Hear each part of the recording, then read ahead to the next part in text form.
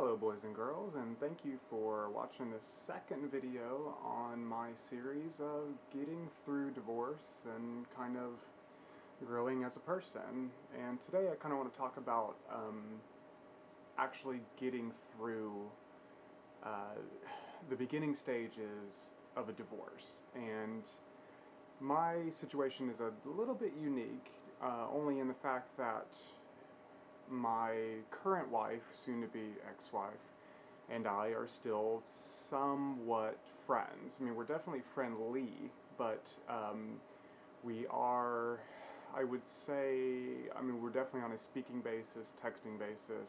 We definitely see each other. I wouldn't say that we're like going out on dates or anything like that, but we're definitely not, I would imagine, the typical divorce where, you know, I would imagine a lot of bickering, a lot of fighting, a lot of resentment. There is some of that, and don't get me wrong, we don't have to filter ourselves like I feel that we did when we were married. When you're married, you make compromises on arguments and you just kind of bite your tongue sometimes, but whenever you're not married anymore and you're not doing that, you tend to take that filter off and not have it. So that's really the only thing that's changed. The willingness to help each other out in certain situations is a little bit diminished, and you know, but I would kind of consider myself lucky in that aspect that I don't have to deal with a completely nasty wife, and I'm sure she's, you know, just as happy that she doesn't have to deal with, you know, a deadbeat or, you know, something like that. So I'm going to kind of talk about the things that helped me in my getting through this first beginning stages of a divorce, and then I'll talk about what has not helped, because I think doing the negative is just as important as doing the positive. So let's start with the positive. One of the best tools that you have at your arsenal is your support system, and whether that be friends, work, a hobby, anything, I find helps. What you don't want to do is be stagnant and lingering and thinking and going to movies by yourself and eating dinner you don't want to be doing this. You have to have something or someone. Someone tends to help more. And then it's just really, really important to not have your mind fixate on things, and to not linger, and to not to get out of bed and to go to work and volunteer. Find a way to take that time and make it to where you don't have time to think. You don't have time to sit around and be depressed and that kind of thing. But let me tell you, you are going to be depressed.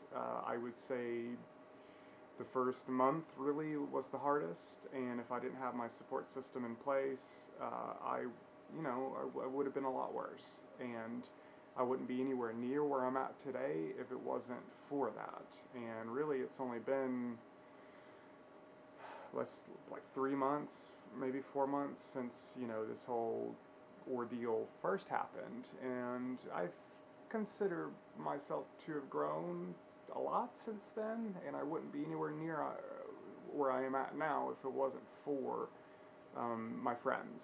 And in the process, I've kind of learned that I have like an artsy side, which I never thought I would. I always limited myself when I was married to being a technical, I build things and I'm good with my hands and that kind of thing.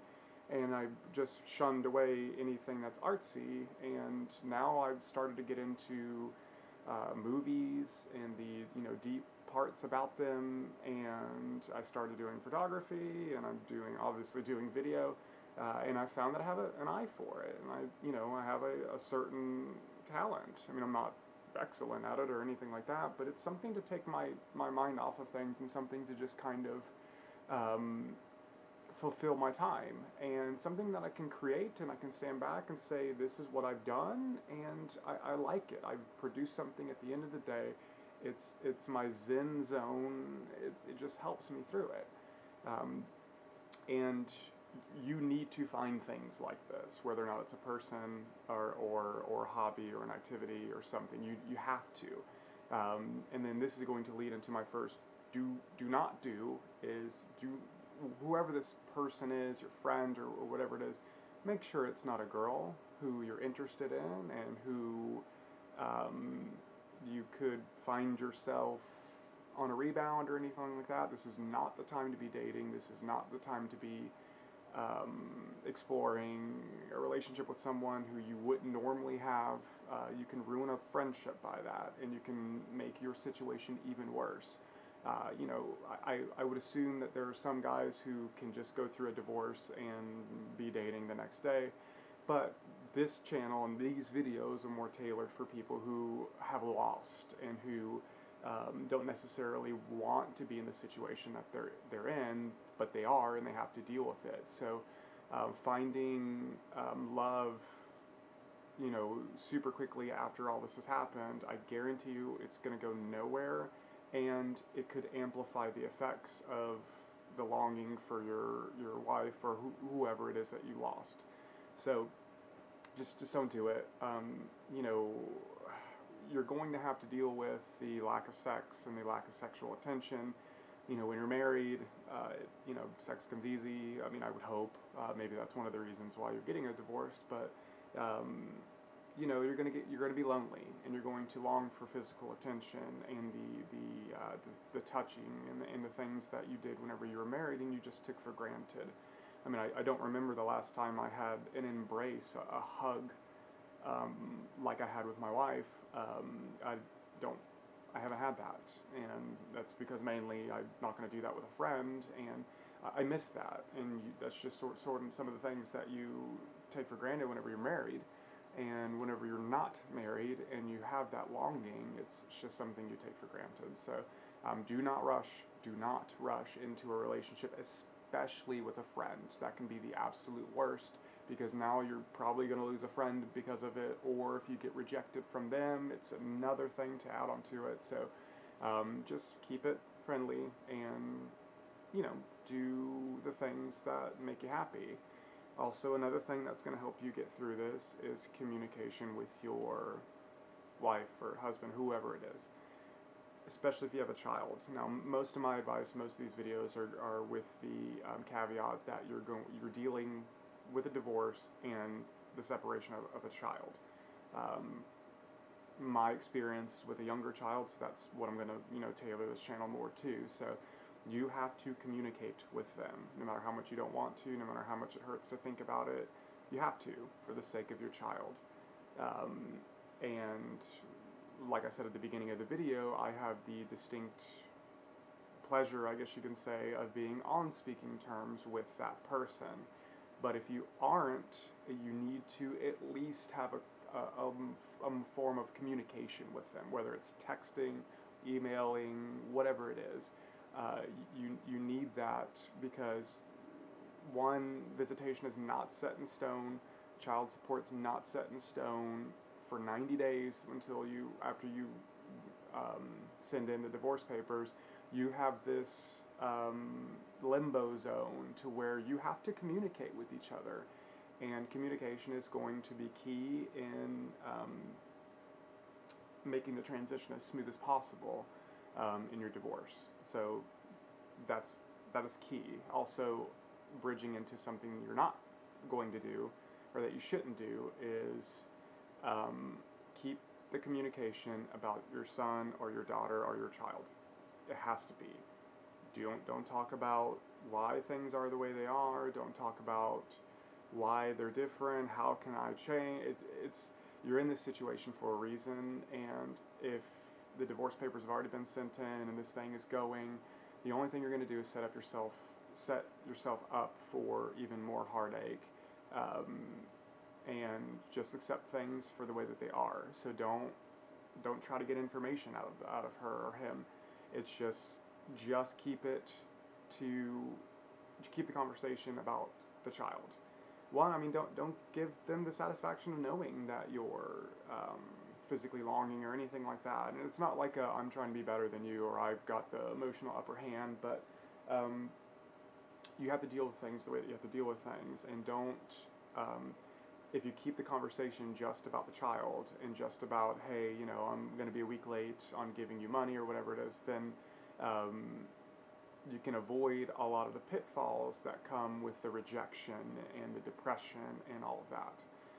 Also, another thing you should be doing is don't be afraid to see a therapist. I did, and I'm glad I did it. I've never really seen a therapist before, and with my belief system, it was hard to find a therapist who wasn't in a church or wasn't religiously affiliated, but I did, and it really helped me. I didn't talk very much, I just kind of listened, and towards the end of it I started talking a lot more, and it was really nice. It was good to get a professional's opinion, especially a professional that was really quick to put me in my place and not just be, most of the time your friends are going to be like, oh, they're going to try to be sympathetic, so they're not going to have an objective view on what you should and shouldn't be doing, and this is where the therapist comes in. Especially if you have any feelings of not living anymore, extreme depression, you're not getting out of the house, you're not eating, you're not going to work, your daily life is being interrupted. All these things are natural in a divorce, and all these things happen, and you have to have a professional outlet to get these emotions and get these things out, or else you're going to drive yourself crazy. So definitely see a therapist if you need. If anybody even thinks that you need to see one, do it. It's completely worth it, and I really I came out on top. It now another thing is you know, you're gonna be hearing a lot of vocabulary for the first time. Custody, divorce, child support. All of these things are going to be very new to you, and it's going to be very hard to incorporate these things into your everyday life. But when you see a therapist, you know, the topic of medicine or, you know, antidepressant things will come up, and it's up to you to decide whether or not that's an avenue you want to go down. I did not, and that's just a personal choice of mine, but I didn't feel it was necessary, and the therapist agreed. So, but if that's something that you think you need, then by all means. Also, kind of the method or kind of the workflow of things is one of the parties is going to have the papers drawn up, and they will probably sign the papers with the person who drew them up. They'll sign their portion, and usually I would imagine the papers will be sent, or you guys will meet somewhere, and you have to get the paper signed and notarized. So you're going to have a little bit of contact with your significant other, your wife or your husband at the time. Then, I don't know if this is how it is in every state, or this is like a federal thing, everyone has to do it, but we had to, since we had a child, we both had to take a parenting class, and since we're amicable, we just decided to take it together, and it was nice to do it together. It was very basic, it was very, but it was, you know, informative. They had some things in there I didn't think about, and then after the divorce papers are sent off, you have 90 days, and in that 90 days, everything is agreed upon. So, you will have visitation agreed, but here's the thing, and you also have child support agreed upon, but the thing is that there is no federal judge, they haven't ruled on anything. So if the wife wants to keep the kid away from you, the father, she can do that. If you don't want to pay child support right now, you can do that. No court has ruled on anything yet, and this is just an agreement between the two. Now, you can go to court over things, and you can, you know, go to a civil court or something like that, especially if there's any violence or anything like that. You know, there's different circumstance. But until a judge has ruled on what you should be paying, when the visitation rights are, that kind of thing, that's whenever it goes into effect. So whether you like it or not, you're going to have some physical interaction with your wife or your husband, and you have to be prepared for that. And the best thing to do, especially if, you know, the child is around for it, is to just distance yourself from any emotion, be cold, and just put your mind in a different place and just do it. Um, as I said before, I didn't have that problem because me and my current wife are we're amicable. So that's another thing too, is that you have to become a business partner essentially. Whereas a business partner, usually business partners, they don't have to be friends, they don't have to interact with each other all that much, but you have a common interest, and that is the child. So that's how you have to act in these times, is you have a common goal, and that's to raise your child to the best of your abilities, but you're going to have to do it separately. So that's the best advice I think I can give, is the fact that you just have to treat this like it's a business, and it sucks for it to be that way, but it's just how it is. And really, kind of in closing, it's going to be hard. It's extremely hard to get through this, especially if you've been married for a significant period of time and your entire life is based around this other person. You're going to have to really shake up everything, and everything is going to be shaken up, and your life is going to be completely different in a few months. And I think that's probably one of the hardest parts, is knowing that. And as coming from the male perspective, the father's perspective, there's a very good chance that you're going to get very little custody of your kid. Not only that, but she can move in with whoever she wants, including the person she might have had an affair with, which is sort of the situation I'm having to deal with. And you have to deal with the fact that there's going to be another man around influencing your kid. So the best thing to do with that is, if that's the situation, you have to do what I did and reach out to this other guy. As much as it hurt and as hard as it was, I'm glad I did it. I wrote to him and said, look, we need to be on the same page on a few things. This is what I want. This is what I want. That's what I want. And he wrote back, and he had a very thoughtful response. And he said, look, I'm never going to be his dad. You will always be his father. And I'm glad I did it. So not everyone is going to be able to reach out to the person who they got cheated on with and do that, but if you have an opportunity to meet or to reach out to the other person, I would recommend doing it, unless this other person is just, a loony or going to make the situation worse, because they're going to be an active role in your kid's life, and you guys need to be on the same page on a certain number of things. So